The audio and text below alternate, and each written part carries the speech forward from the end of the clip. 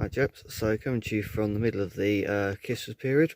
You will have seen last week, I think, that I uploaded a couple of videos, one about doing choke cable, one doing about bonnet release cable. Bonnet release been working really well. As you would have seen the choke cable video, I kind of said that I'd actually be falling a bit short and the cable wasn't actually long enough. Well, it became very apparent that trying to join two cables together is an absolute bloody impossibility. You can't do it. So, because you've obviously got, you'll otherwise end up basically, it'll almost be, essentially you'll end up needing like what you have on push bikes, where you've got the cables on show, you have to have two terminals here, there, everywhere, and it just becomes a massive pain. So I went online again. I managed to find, I can't remember what the hell it was off of, but I managed to find a universal cable that was 13 foot long, not like the 10-foot one I found, and I trail fitted it yesterday. I'm very happy to say that it fits. It is absolutely perfect length. It goes, in fact, I'll turn the camera around and show you a bit close, shall we? So I've stuck with the original idea I had about using this hole here. However, I have put a washer on because obviously, I don't know if you noticed on the other video, but it was sort of sitting wonky. That was basically because the hole in that where I'd put it through was obviously cut for this bigger based switch. So I've put this washer in here, and then obviously you've got the anti-rattle washer and the nut the other side, and it's with this big washer this side, it's really nicely clamped it in place, so that's really good. Obviously won't be staying at this long run. I will be sorting something out later on, but for now we're just getting the getting this sort of fundamental part of the carburetor working more than anything. So but yeah, we've got the cable going out exactly as I had it last time, straight out across there and then out for the main hull. Right, well, I thought I'd come to the area of the engine bay that I was talking from last time, because it's quite a funny joke really. So you'll remember that I mentioned about maybe potentially making up a linkage and mounting it off this nut here. Well, I then had a little look online to actually understand how the cable came into engine bay and where and how the actual choke was operated. I found a video online, and I also found some photos, not showing the choke being operated, but just showing the area, so I could get some reference as to how the hell it was supposed to work originally. And basically I was completely wrong in approaching it from this direction, because if we look on this side of the carburetor, what we actually have here is we have a holder, which I didn't even realise we had, and then where that bolt is just there, you've also got a little pivot, or an area to attach a pivot to. And what I actually realised is, when I was fitting this carburetor back on the engine after the full rebuild we did last winter, well, there was a piece of linkage that had been attached to here for ages, not actually in use because it was for the choke, and I thought, oh, we don't need it, I won't touch it. And the one day that the bolt fell out of here and it was just dangling around, driving us all insane because I was trying to operate that and it was getting in the way, I quite literally took the little link rod off of it that linked it to the choke linkage over here where my finger is, and I just literally put it on the side of the shelf and forgot about it, because I thought, well, I'm not using the choke, I'm not using the car in cold enough conditions to require a choke, so why bother having it on there at all if it's not going to be used? And of course, that's now come to stab me in the backside, because I've decided, well, actually, I would like to use it a little bit in winter here and there when I can, when the weather's okay and not too bad. So took it all off, and now obviously we're trying to fit this all back on, and it's sort of, damn, and no matter how hard I look, I cannot for the life of me remember what the hell I did with the damn thing. So, bit of a, I suppose, deja vu moment here. I've now got to try and make one. So I've now got to try and understand, obviously, how big it needs to be and where I can mount certain bits to it. So I've got a bracket. I've got something that I found in my granddad's shed, and I said at the time that will come in useful for something. And guess what? It now is, because I'm going to potentially try and use it, bend it up a little bit and make it into what I need this to be on here. So I'm going to take you and show you the link, what I'm going to try and use to make the linkage up. And theoretically speaking, the bits I bought the other week on the internet that I found, which basically are what you put on the end of a cable to clamp it up to something. Hopefully that's going to enable me to attach the cable to the what I'm now making, the new linkage. So right, I'm going to go and get the linkage to show you hopefully what I'm going to try and do with it. Okay chaps, so here we go. This is the bit of linkage I'm going to try and make. It started off as a straight bar with that hole in the end and then that slightly sort of oval shape on that end. What I've got an idea of, these are little bits I bought online, which basically are a way to secure the end of a cable to something. What I've just worked up and come out with is, because obviously there's not enough on that to go all the way through and come out the other end with a hole, what I'm going to do is, I've just discovered that that end there is an M8 and that there is a drill bit that matches the size of that. What I'm going to do is bore that hole there out, tap a thread into there, and then basically make it so you can screw that in down to the depth of where the hole is, which then allows you to potentially, I suppose, put a bit of Loctite on to secure it solid. And then you can basically put the run the cable through, and then when you pull the cable it's going to do that. So if we put that, yeah, if we put, it'll be on the carburetor on that sort of angle, because, and then be pulling like that. So if we were to get it in there so that face like that, cable comes through, goes through that hole, and then you pull the cable and the whole thing pulls round.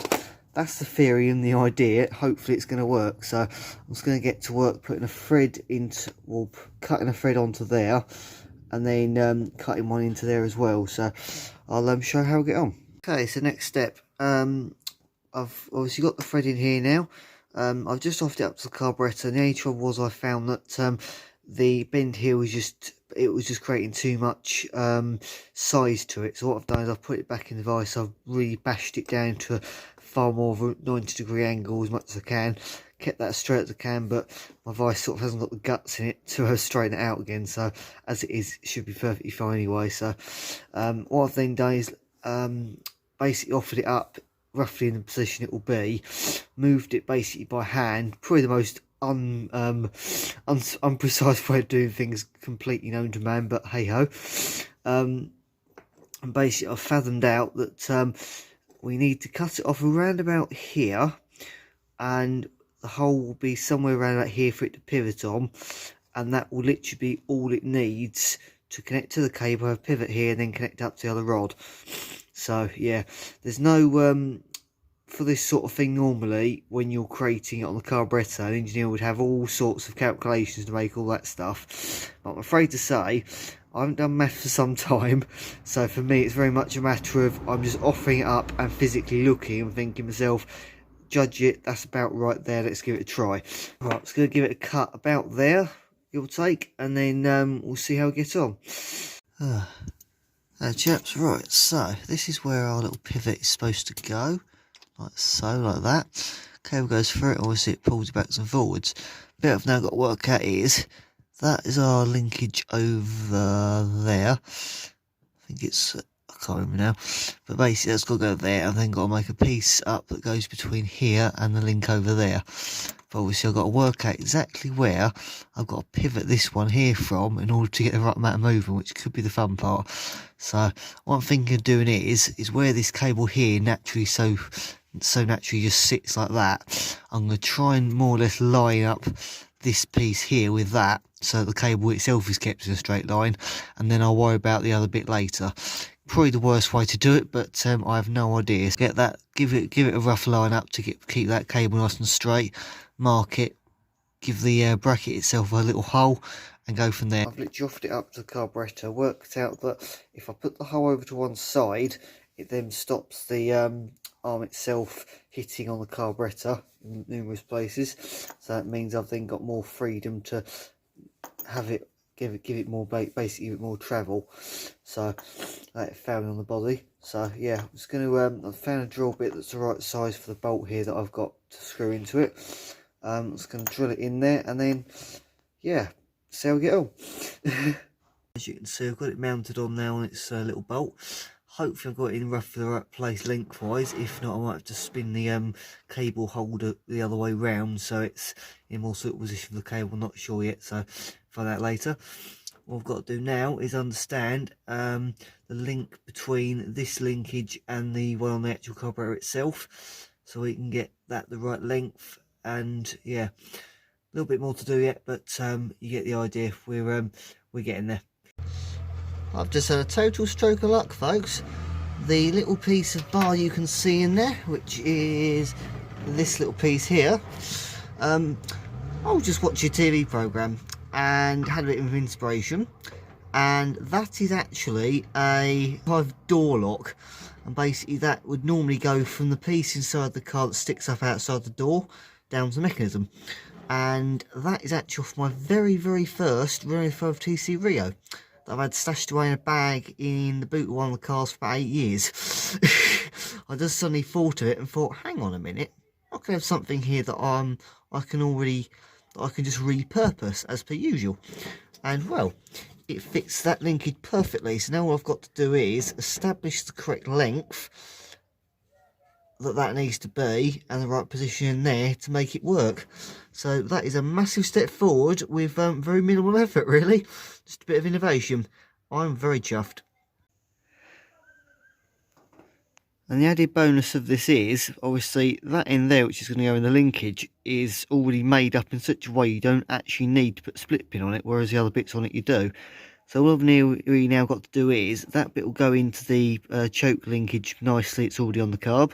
And then this end, I've just got to make the correct length, and then I can just bend it in, hopefully, the same exact way as that end, which then means I can slot it onto my new choke, onto my new piece of linkage this end, and then I can just sort of bolt it back onto the carburetor. So therefore we won't have any split pins, it will just literally be a fully independent system of it being held on by these little clever little design corners. So that is a really good little bit of design to suddenly think up. So I'm really happy with that. I was trying not to do this today, but I've ended up doing it anyway. Basically the simplest way to get better accuracy in there to actually be able to judge where I'm going to cut and drill things a bit easier is to take this little lot of here off. So I'll take that one there out of the way. If I lift this off now, provided that they're all unscrewed, that is. Probably a good start, wouldn't it? Like, no, still that one holding on. Eventually I'll find out when they're all loosened off. There we go, like that. There we go. And now we can start messing around with it because I've actually got some vision to see what the hell we're doing. So, yeah, hopefully this is all going to go quite nicely to plan. Fingers crossed. I'm just going to work out now where I need to put this second hole. Now I've worked out that obviously if we operate the lever like so, that's where it stops, and that's where it stops in the opposite direction. So that would be fully open on the choke. That would be with the choke shut to start up cold on a very cold day. So I worked out if I push that all the way back like so, and then push that all the way back like so, if I was to put a hole roughly in the centre of that square end on that link there, and then pull it like so, the amount of travel on that is pretty much about the same as that rod actually has to take to operate that lever from start to finish anyway. So what I'm going to start off by doing is centre punching the end of here, finding the centre of that, centre punch it, drill a hole that's about the same size as that, so you've got a little bit of leeway, because obviously if you look on this one here, it has got a bit of leeway so that you've got space to wiggle that bar in out of the hole. So we'll do that, and then after that what we will do is find the best position on here to basically give it that same bend action as this end here has, which I'll just show you again. That action there, so which basically means you slot it in like so, it turns the corner, and then it's not coming out because it's got that material around that far side to stop it coming out. So that's what I'm going to effectively try and achieve at this end. So it's basically a nice simple way of attaching it, because otherwise as per the original one here, you have a tiny little hole and split pin, and well, I don't know about anyone else, but I certainly haven't got anything precise enough in terms of a drill to try and drill something this small. So if I can get away with using this idea on this end of this rod, I'm going to do it because it's much simpler. Right, so I found this 3mm drill bit and offering it up to the little rod I've got. Seems to be a perfect size to enable it to go through, enable it to have a little bit of clearance but not have so much clearance that it becomes loose. So happy days, I'm going to use that to drill a hole in the link. I've just had an absolute stroke of pure luck here, guys. I was just bending this part here. I've put it in the vise maybe once or twice, and I start to wonder, do I need to find something a bit more less rigid to get the right shape, and then actually apply it to this one, because I was starting to think I might well end up with this one snapping off or something, because it is very tough stuff indeed. But I gave it this one bend and then thought that was probably not the best idea. But as it turns out, I've just put it on, and as you can see, it works absolutely perfectly. So if I engage the lever to full on position, shuts the butterflies, etc., all the way around like that, and then you even get the extra little bit that just here that then pushes the throttle down and enriches which basically enables it to have a bit more RPM when it's cold. And then if we push it all the way back as well, you watch the butterfly lever, as you can see there, go all the way to the bottom. That is pot luck, and well, I'm really impressed with that. Whole setup's pretty good, I think, really, in my opinion. I'm probably going to take it back off so I can give this bit here a bit of a sand and nice and round it off so it's not sharp. And then also chop this here and give it that nice sort of S-shaped pattern as I was intending to. But overall, I'm extremely happy with that. Okay, so now what I'm going to do, now I've got sort of essentially the prototype form of it done. I've just turned the ignition on. I'm just going to pull the lever that I fitted to the dashboard earlier. Like, see how tough this is, won't we? I think it's about there. Try to start it and see how we get on.